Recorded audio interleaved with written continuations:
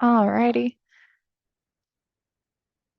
Hello, everyone. Welcome to Design to Sell. My name is Caitlin Tips, and I am a Public Services Librarian Senior with Plano Public Library, and I will be presenting today's program, Design to Sell.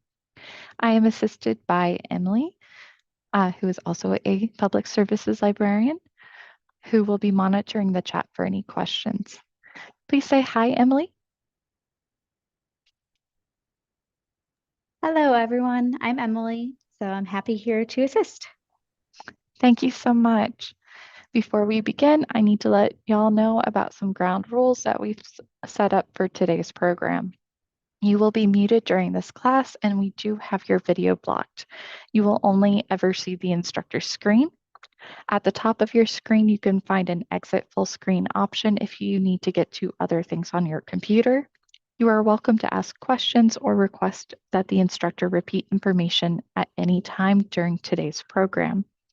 You should see an icon at the bottom of your screen that says chat.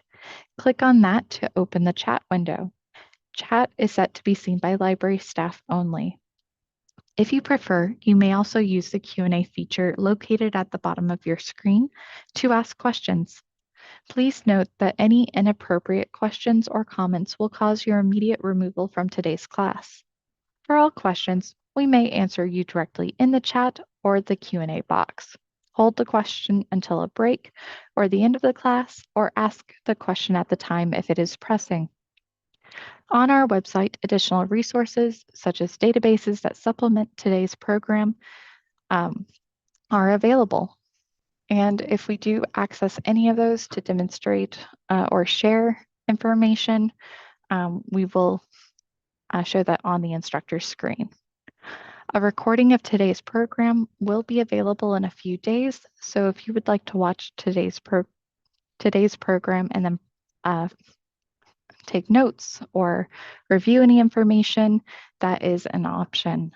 So with all of that out of the way, let's get started.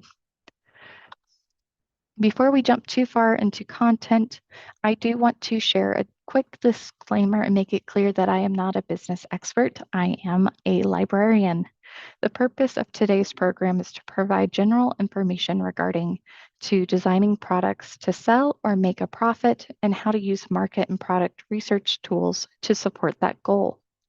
Finally, I have to share that this class will not guarantee at the end that you are an expert in designing or selling a product. The goal is that you are more informed and have more tools in your arsenal to continue in your product development and entrepreneurial journey. For more business expertise, we do recommend connecting with our partners, Dallas SCORE, which stands for Service Corps of Retired Executives, who provide free mentorship opportunities for those interested or already in the process of starting their own business. They're available on a weekly basis for appointments at Schimmelfinnig Library, or you can access more information from our website or the Dallas SCORE website. Okay, so this is today's program and agenda. We will be covering an in-depth look into product development with a sales goal in mind.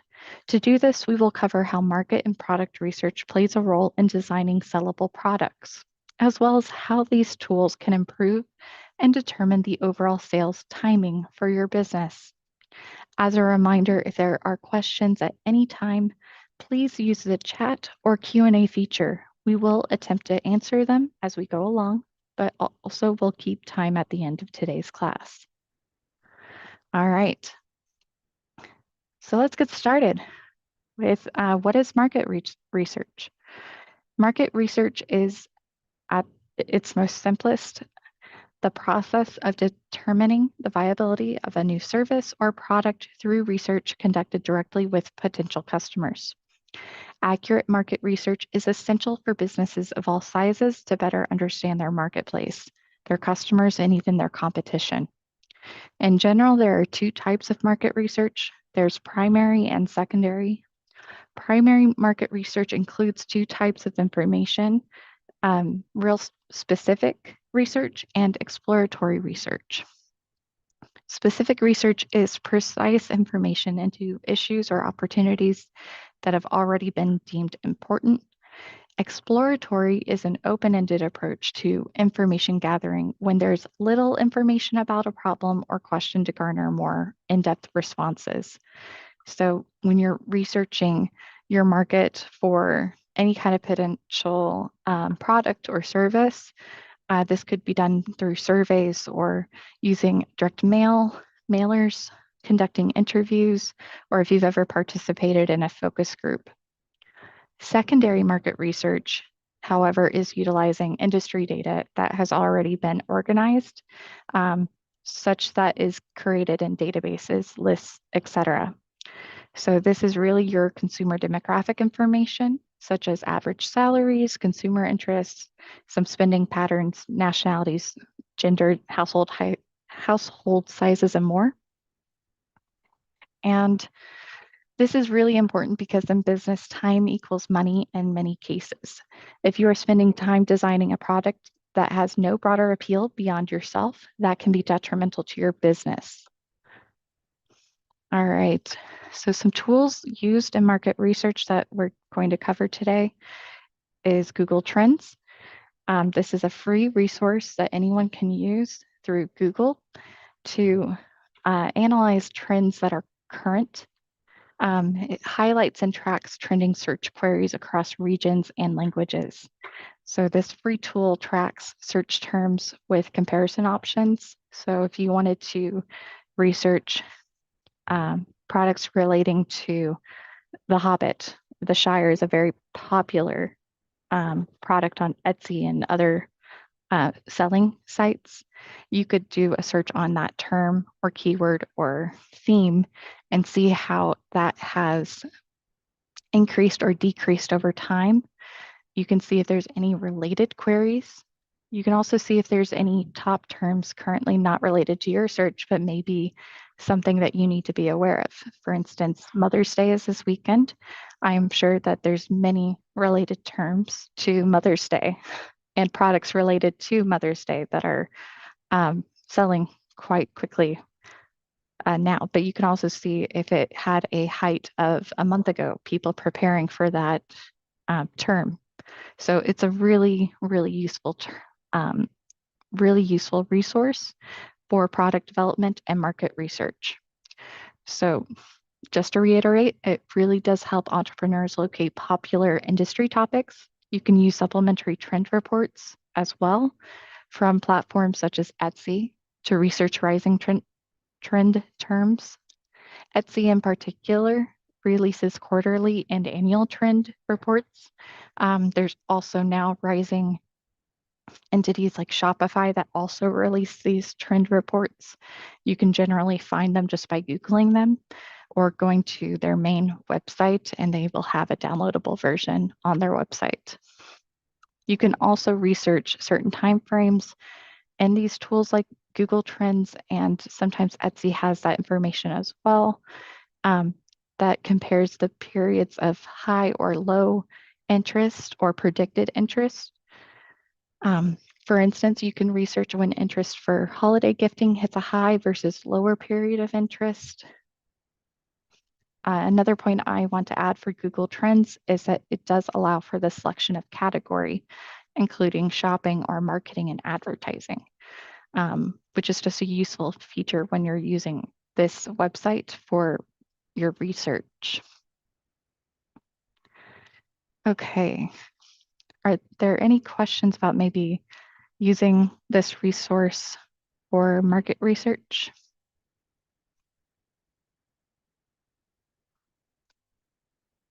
I'm not hearing anything, so I'm going to continue on to reference solutions, which is another resource for your market research, your product development. This one's great because it's provided by Plano Public Library for free with your library card, and it provides information to help you start a business, conduct market research, find marketing prospects, and more. Within reference solutions, it contains the following databases for US businesses, US new businesses, historical businesses, consumer and lifestyle information, as well as US new movers and homeowner information. And again, how does this help with product development and market research? Why is this important? Well, it helps entrepreneurs look up potential industry competitors. It's a competitive analysis tool. Reference Solutions allows for advanced search information by industry codes, such as the North American Industry Classification System and NAICS code, um, which is useful for your tax information for your business. And this database will pull up both the verified and unverified records of business management, including names, company profit, payroll, and more. So if you were interested in opening something like a cafe, for instance, you could search other cafes in the area and see what their square footage of their building is for the type of cafe they are. You can see how many employees they hire, what their projected sales growth has been over the last decade, and use that information to help you prepare for your business ownership. But this tool also does help with researching your consumer interest.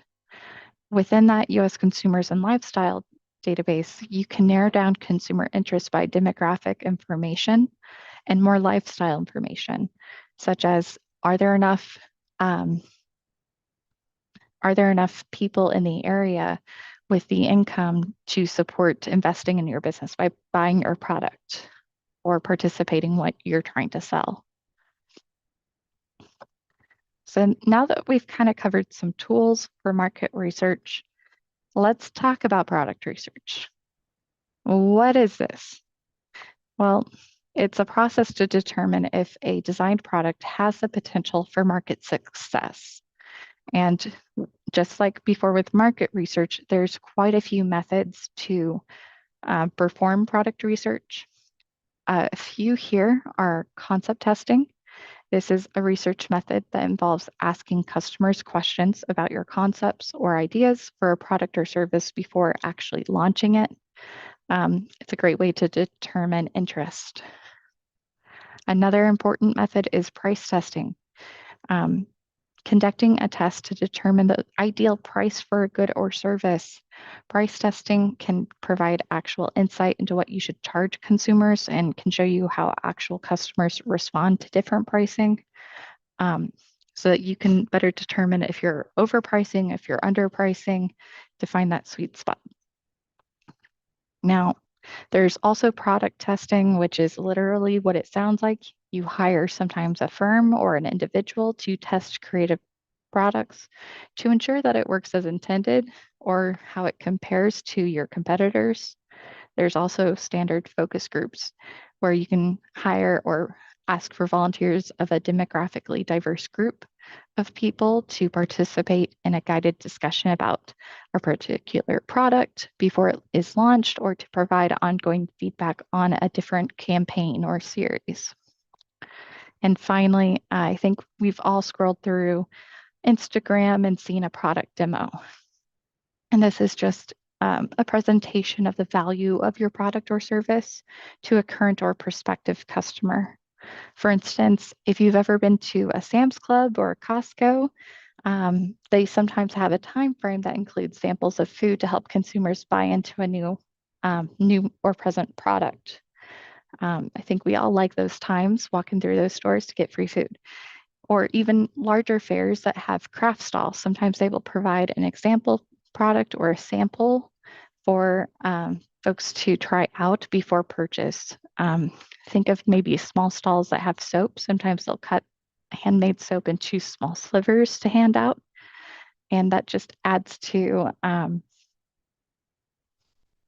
understanding from your potential customers.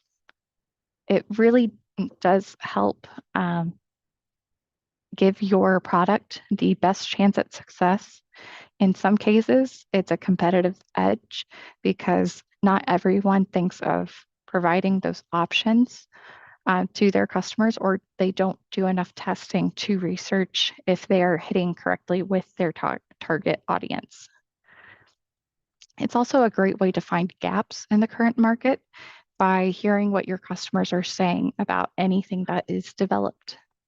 And in most cases, it does help you develop higher value goods because if you do testing and you find that something is breaking or you have a failure point, you're more likely to fix that prior to it going out into the marketplace. All right. And in general, I do like this little icon on the screen here. When you have a product, a great place to start is this question: what solution does the customer want and need? And these are different factors that kind of fold into that question, that answer that question. What features, what design? Does it contribute to the user experience? Is it a really memorable name or brand? How is it different from what's out there? All key things that just help when you're developing that product. All right. So product brainstorming. What is it?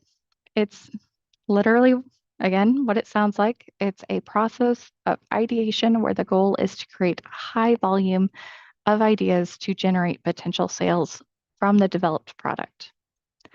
Why is this secondary to starting with market research? The long and short reason is in this presentation is simply to help save time by narrowing down a focus for your product brainstorming. By researching terminology and rising categories of interest and the marketability of this ahead of time before you get into brainstorming, um, within a time frame of context that you can already determine your consumer interest or a marketplace gap. So where is a good place to be in when you have this information?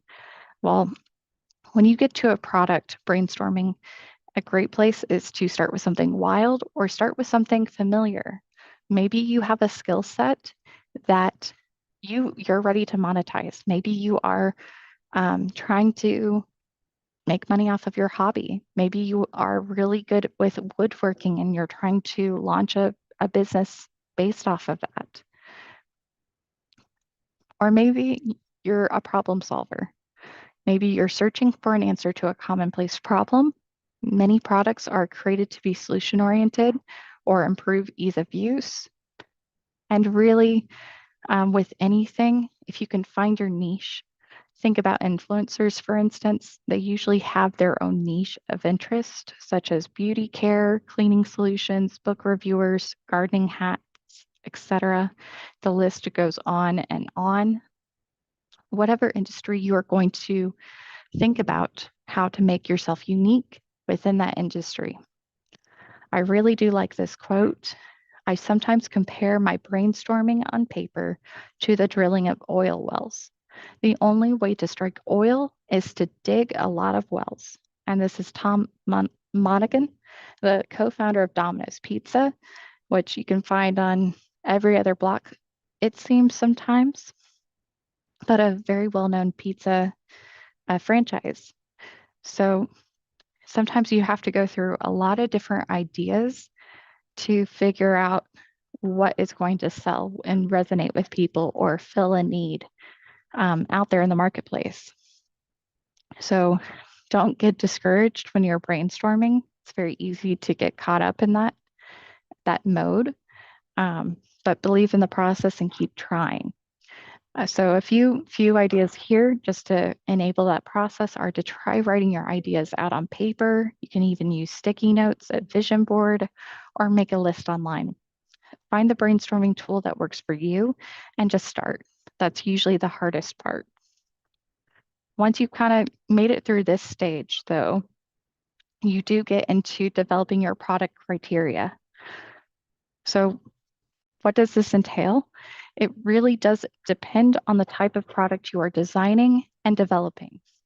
It should still apply these essential design considerations. In general, you need to have some sort of function.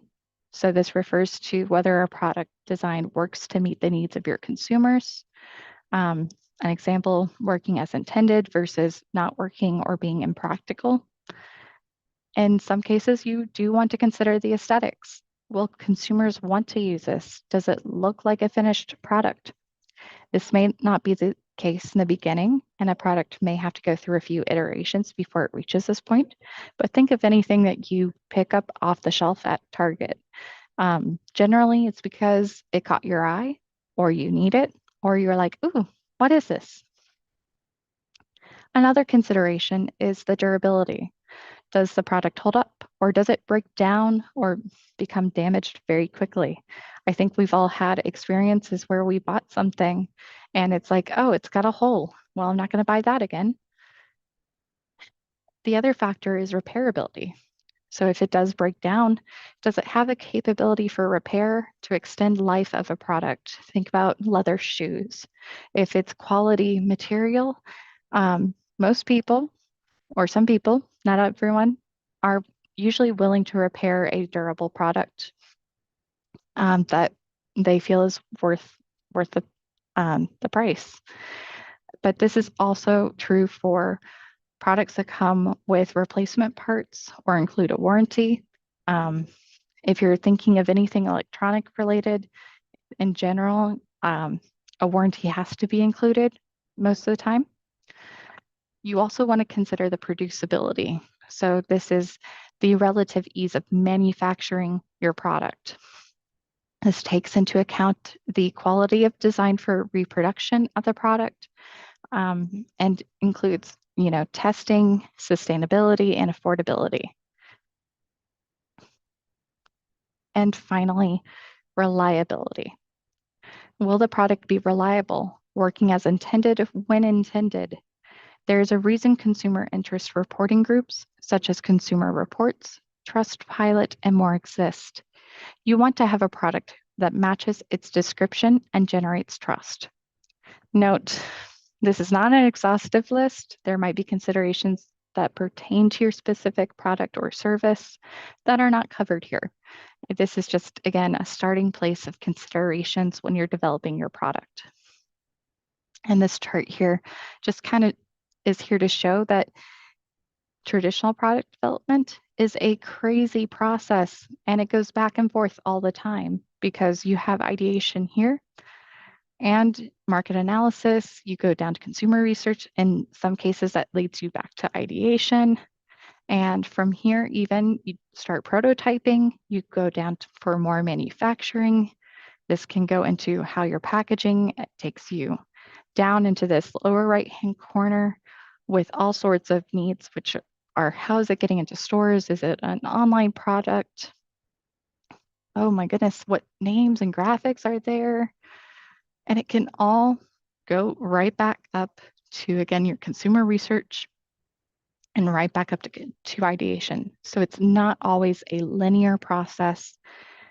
Sometimes you'll have a product that's released for a year and you'll find that a year later you need to rebrand or upgrade it. I think we've all seen products that go through a rebranding at times, or it has a new formula. But it's an open timeline.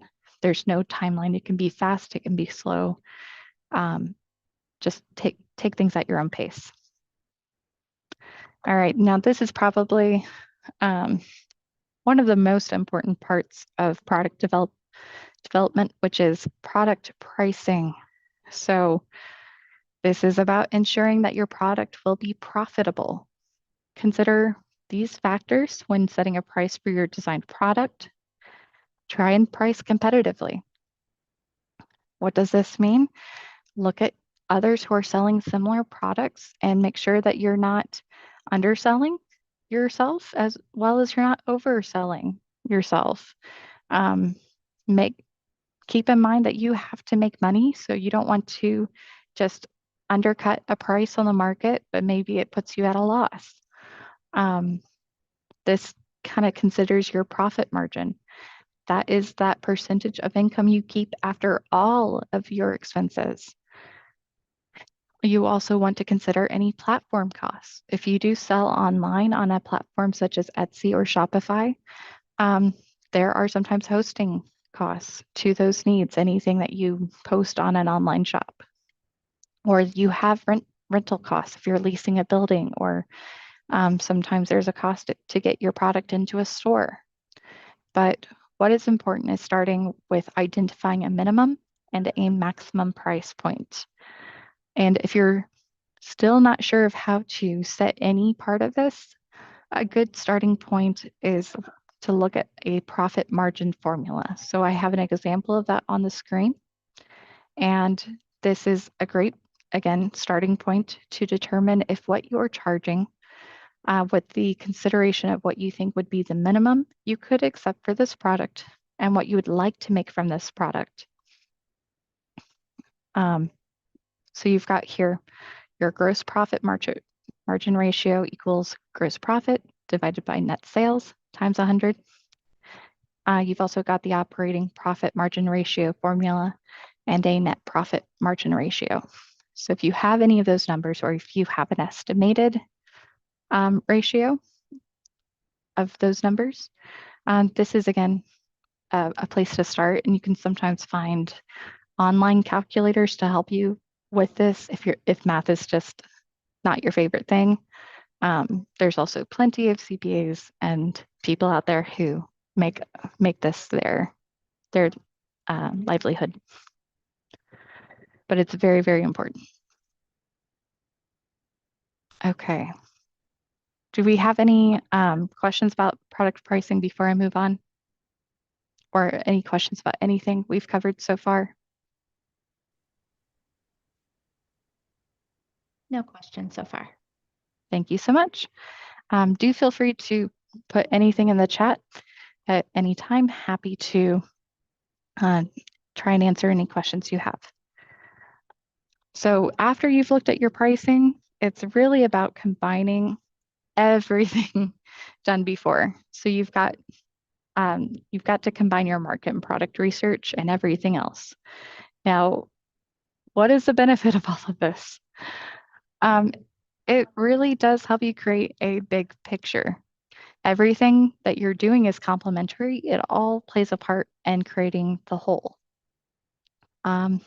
It increases your market and product awareness. If you're looking at it big industry, you're going to have more industry awareness. And this in turn will really help you define those emerging opportunities, such as maybe you see a gap in the market and you're like, oh, I have this product and it will fill that need. It also will help you determine your sales timing. Now, sales timing, that's on the next slide. This is key to your product development. Sales timing is used in the sales industry to colloquially as the know-how of when consumers are about to make a purchase. When you're developing a new product, you want to think about your manufacturing timeline for selling. What is the ideal time for a consumer to make a purchase for your product? Is there a time of year that has a higher appeal than others? Remember, I mentioned earlier, it's Mother's Day weekend. So think about when consumers make purchases for gifts for Mother's Day, or if they're more last minute people shopping, or for your consumers who plan more in advance. Use tools like Google Trends to really determine when something has that higher interest rate from consumers searching for who has what where for purchase. And in general, there's a few types of sales timing. So what I just elaborated on as an example is one way, but when you break it down, you have seasonality. So this is the specific time of year of advancing prior to holidays or weather needs. For instance, when would you buy a warm jacket? In winter? Yes, but you could also purchase items a few weeks to months ahead of winter to prepare for that first cold day. This means your sales timing could in fact start ahead of that season. If you've ever walked into a Hobby Lobby, you'll notice that they start getting their Christmas or holiday product in June, in May, June, and they start putting it out in September and October in preparation of that seasonality. There's also evergreen. And what we mean by evergreen is these are items that have all year round constant appeal. There is no true season for it. It's just an ebb and flow of interest. For instance, think about your office supplies. They are needed on a daily basis, making them an evergreen product. And finally, we do have marketability.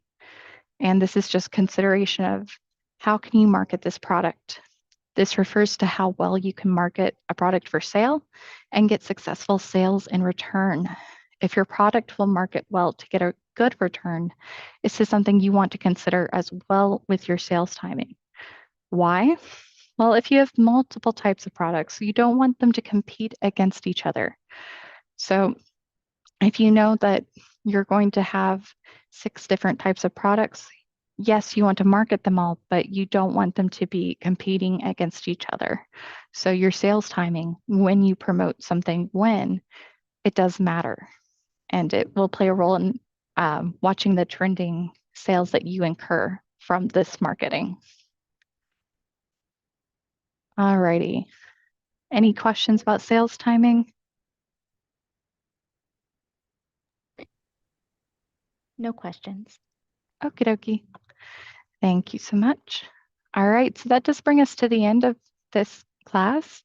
I know it was a lot of information, but it was also pretty general. Um, I do want to share that we have some upcoming programs within the business sphere. So we have an InDesign class focusing on business cards and letterhead coming up. It will also be a virtual program on May 23rd. We also have a monthly entrepreneurial group that meets at Haggard Library on the 4th Tuesday of the month. It is Tues, Team Up for Entrepreneurship Success.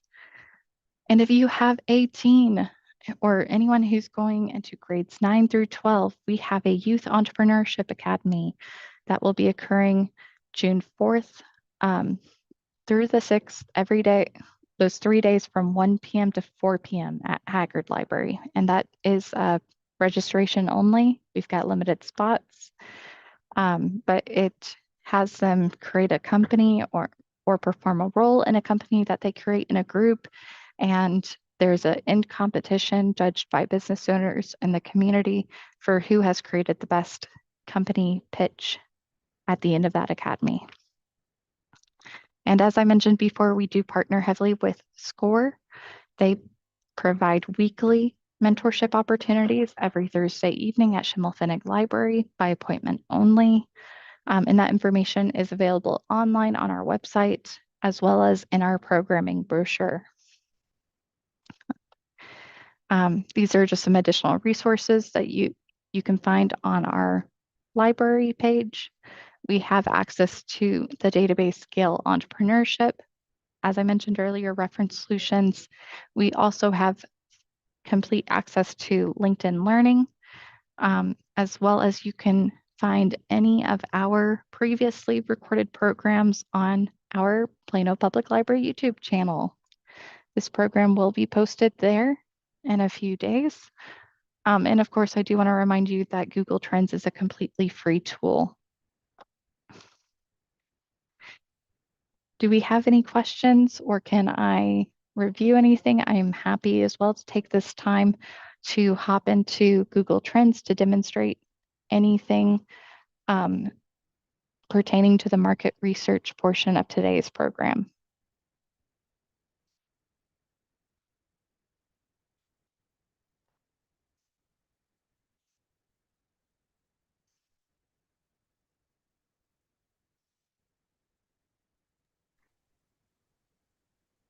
Again, I just want to thank you all for attending. If you can think of any questions or more business topics you have interest in, we are always interested in feedback from our community for developing future programs.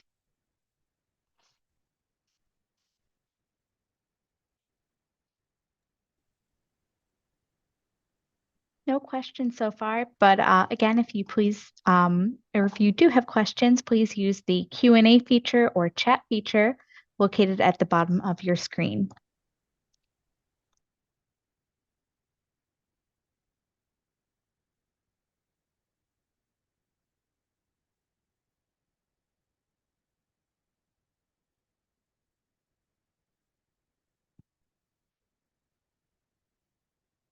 Alrighty, then If there's no additional questions or any comments, we hope you have a great rest of your day. Thank you, everyone.